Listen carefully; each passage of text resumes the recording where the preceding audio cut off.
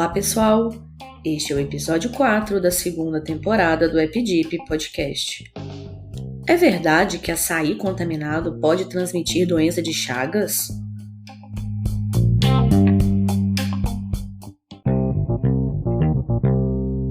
Para começar, nós queremos saber: você gosta de tomar um suco ou um creme de açaí para se refrescar em um dia quente de verão? E um caldo de cana geladinho processado na hora? Também cai bem, né? Mas você realmente se preocupa com a procedência do açaí ou do caldo de cana que você consome? Será que eles realmente podem estar contaminados com o parasito causador da doença de Chagas? Antes de responder essas perguntas, vamos relembrar um pouco sobre a doença de Chagas, que é uma doença infecciosa causada por um micro-organismo, o protozoário chamado de Trypanosoma cruzi. A doença foi descoberta pelo médico e cientista brasileiro Carlos Chagas há mais de 100 anos atrás, lá em 1909, e recebeu este nome em sua homenagem.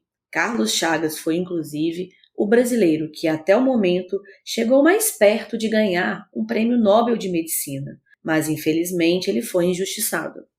Quem carrega o parasito da doença de Chagas e o transmite para nós humanos e para diversas outras espécies de animais é um inseto triatomínio, que é popularmente conhecido como barbeiro. O barbeiro precisa ingerir sangue de algum hospedeiro para completar seu desenvolvimento. Após picar uma pessoa ou um animal e ingerir seu sangue por alguns minutos, o barbeiro, caso esteja infectado com o parasito Trypanosoma cruzi, elimina este parasito junto com a sua urina e as suas fezes direto na pele do seu hospedeiro. Essa é a transmissão vetorial clássica da doença de Chagas, que durante praticamente 100 anos foi a principal responsável pela grande maioria dos casos de doença de Chagas no Brasil. Porém, após a implementação de um programa de controle efetivo da doença de Chagas, o Brasil conseguiu praticamente eliminar a principal espécie de barbeiro que vivia dentro das casas das pessoas e tinha grande potencial de transmissão deste parasito. O nome deste barbeiro era Triatoma infestans. E como seu próprio nome diz, este inseto realmente infestava muitas casas de barro e de pau a pique, principalmente em regiões precárias do nosso país.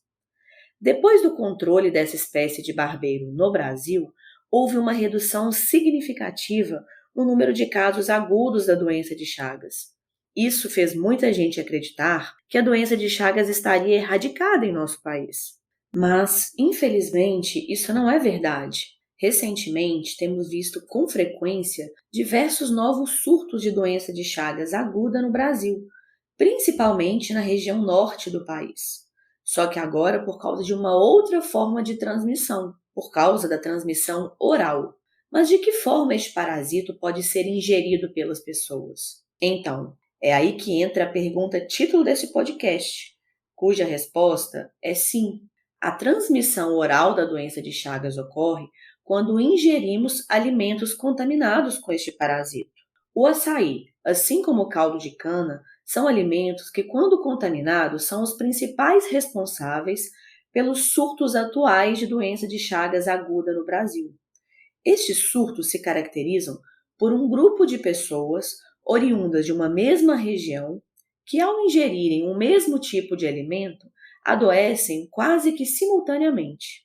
Surtos isolados já foram identificados em vários estados do país, mas são mais recorrentes na região amazônica, onde é comum o consumo de açaí imediatamente após o seu processamento, sem nenhum tipo de controle sanitário. No Brasil, entre 2010 e 2020, foram notificados mais de 2.000 casos agudos de doença de Chagas, transmitidas por alimentos contaminados.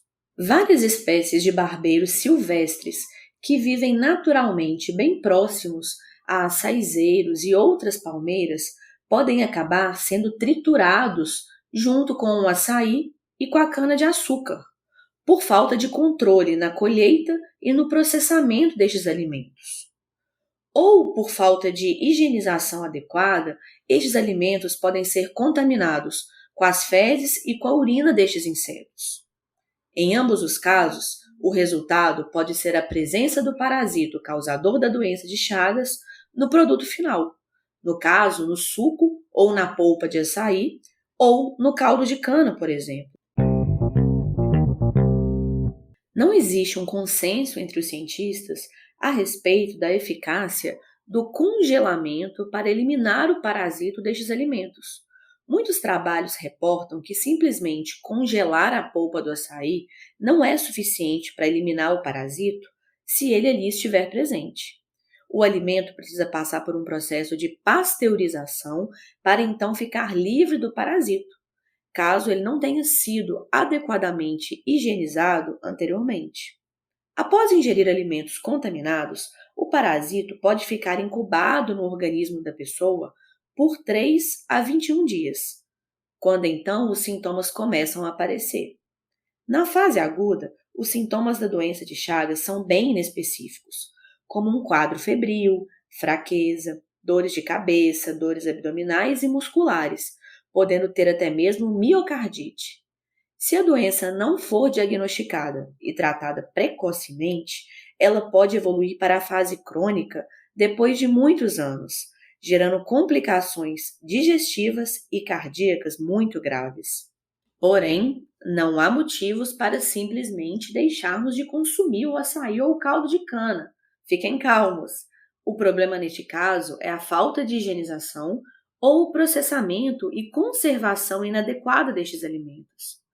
O simples fato de consumir produtos de procedência confiável, onde a polpa do açaí ou a cana tenham sido obtidas e processadas de acordo com um rigoroso controle de qualidade, em locais certificados pela vigilância sanitária, já é suficiente para eliminar qualquer possibilidade de transmissão oral da doença de Chagas. Ah, e é claro, não podemos deixar de citar o papel da educação em saúde. A informação de qualidade é mais uma aliada na prevenção de doenças infecciosas, como a doença de Chagas, por exemplo. Por hoje é só. Até o próximo episódio, pessoal!